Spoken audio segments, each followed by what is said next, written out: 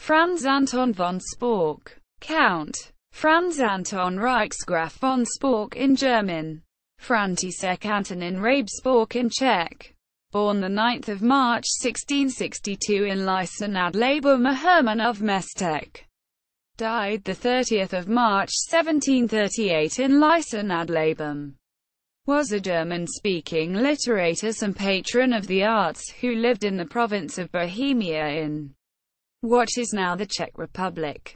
He was one of the most notable cultural and intellectual figures in Central Europe in the early 18th century. Life. Count Sporck was born the eldest of 4 children of Count Johann von Sporck, 1595–1679, and his second wife Maria Eleonora of Fineca.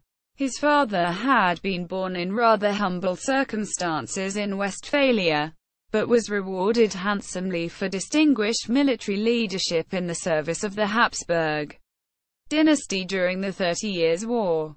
It was a habit of the Habsburg emperors to reward favorites with lands confiscated from dispossessed Protestant Bohemian nobles who refused to convert to Catholicism after the defeat of the estates of Bohemia at the Battle of White Mountain in 1620.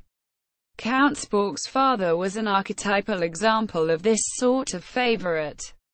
First ennobled with the rank of baron in 1647. Then imperial count in 1664.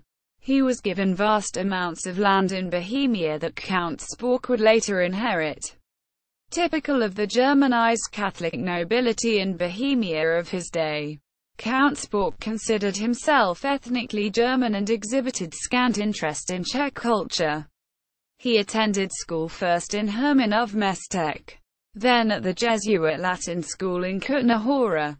In 1675 he began to attend lectures in philosophy and law at Charles Ferdinand University in the Prague Clementinum. He graduated in 1678 at the age of 16.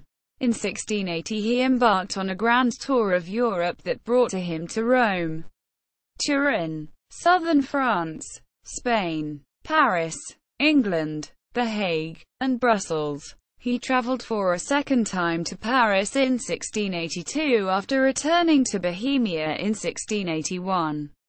He acquired a lifelong appreciation of French literature from his travels in France.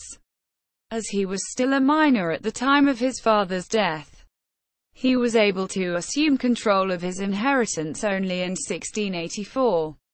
This included the estates of Lysá, Konogedy, Částníkovo Hradiště, and Malesov. It was on the estate of Částníkovo Hradiště in northern Bohemia that he later built his own residence of Kux. He also inherited the family palace in Prague and a considerable sum of money.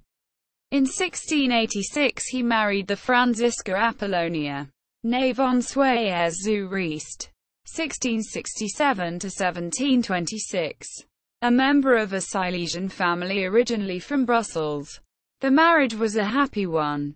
Together the couple had 2 daughters, Eleonora Franziska, 1687–1717, and Anna Katharina, 1689–1754, and a son, Johann Franz Anton Joseph Adam, born 1699, who did not survive infancy. In 1718 Count Sporck adopted the husband of his daughter Anna Katharina, Franz Karl Rudolf von Swayes zu Riest, and it was he who inherited the Sporck estates, taking the name Swayes Sporck.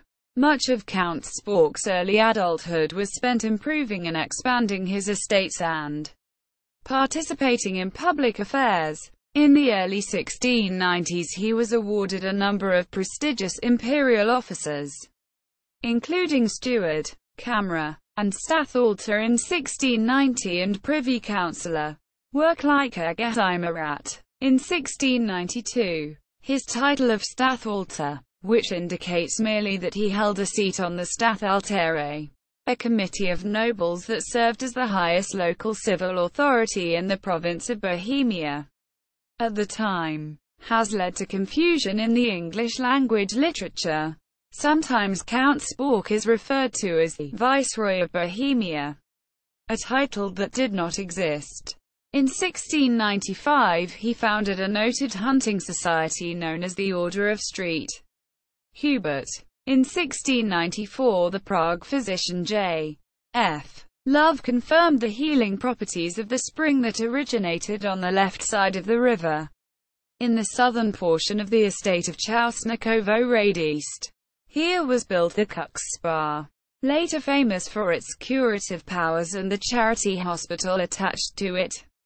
For the overall concept, design and execution of the building of the spa and castle of Kux, Count Sporck commissioned the architect Giovanni Battista Aliprandi and the master mason Giovanni Pietro della Torre. The complex included the Church of the Holy Trinity, built for the benefit of war veterans and retired retainers as part of a foundation that he founded.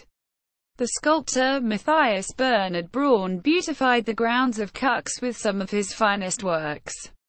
Count Sporck's intellectual interests led him to found a branch of Freemasonry in Bohemia, but they also had the effect of arousing the suspicion of the Habsburg ecclesiastical authorities for his flirtations with Jansenist philosophy and anti-Jesuitical polemicism. In 1729, his entire collection of books was carted away for investigation on the orders of the Emperor Charles VI, and he himself was temporarily arrested. He was cleared of all wrongdoing in 1734 after a great deal of political maneuvering and substantial expenditure of money, but he never recovered emotionally. The last 4 years of his life were spent in quiet retirement. Musical interests. There are 3 aspects of musical patronage that make Count Sporck notable to music lovers both inside and outside the Czech Republic. His introduction of the French horn into Bohemia, his foundation of the first permanent opera theatre in the Bohemian lands, and a certain connection with a composer Johann Sebastian Bach that still lacks clarification. Traditions of French horn playing were introduced in Bohemia after Count Sporck brought the instrument back with him from a visit to the court of Versailles in the spring of 1681. Its cultivation spread in Bohemia until the Bohemian horn players were generally acknowledged to be the best in Europe by the 18th century. Count Sporck had long sponsored theatrical performances at Kux and his palace in Prague, but in 1724 permitted an Italian opera company to perform in his Prague palace free of charge. The impetus for this move was the coronation of Charles VI in Prague in 1723, an event accompanied by lavish operatic productions on the grounds of Prague Castle. There was a recognition that Prague should have a permanent theatre capable of presenting the aristocratic entertainment of opera, and Count Sporck saw fit to encourage the efforts of the Italian impresario Antonio Maria Peruzzi in founding the Prague Theatre. Then Antonio Denzio, who soon supplanted Peruzzi in continuing productions. There were also operatic productions for a few years at Kux during the summer months. The Denzio company succeeded in attracting some of the most prominent singers in Italy to Prague, and used Antonio Vivaldi as a source of repertory and singers. Vivaldi himself visited Prague in the early 1730s as a result of his connections with the Sporck Theatre. Many creative operatic works were first performed in the Sporck Theatre, including the first opera to use the original settings and character names from the tradition of Don Juan dramatizations. The opera La Provita Castigata, 1730, with words by Antonio Denzio and music mainly by Antonio Caldara. Count Sporck did not provide financial support for the opera company beyond permitting the impresario to use the theatre in his Prague palace free of charge. However, nor did he attend performances after the confiscation of his library in 1729. The Prague nobility gradually lost the interest in the Denzio productions. His company suffered serious financial reversals, and finally it collapsed in bankruptcy in 1735 with appeals to Count Sporck for assistance contemptuously dismissed. Count Sporck is known to have maintained connections with the poet Picander in Leipzig, an individual well known to J.S. Bach, who set many of his texts to music. It is possible that this connection led Bach to try to cultivate Count Sporck, who was passionately interested in German poetry and even employed the poet Gottfried Benjamin Hanke permanently as a member of his household. The autograph score of the Sanctus of the Bach's Mass in B minor contains an annotation that a copy was sent to Count Sporck in Bohemia. There is no record in the voluminous surviving correspondence of Count Sporck that this gesture was ever acknowledged or rewarded with a payment to Bach. It is also not certain that the two ever met. Bibliography: Pazarek, Gustav Edmund, Franz Anton, Reichsgraf von Sporck, Einmaßen der Barockzeit und seine Lieblingsschaffung. Kukas, Leipzig, 1901. Benedikt, Heinrich, Franz Anton Graf von Sporck. Zur Kultur der Barockzeit in Böhmen.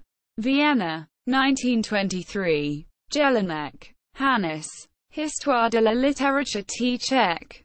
Paris, 1930. Price, Pavel. Bola s Vulavusani. František Antonín Sporck a Barockní kultura Výsečach. Prague, 1981. Freeman, Daniel E. The Opera Theatre of Count Franz Anton von Sporck in Prague. Stuyvesant, New York, 1992. Geschichte Street. Hubertusordnung. Sporck's Bedeutung in der Barockmusik. Internationales Bibliotheksverzeichnis. Kux.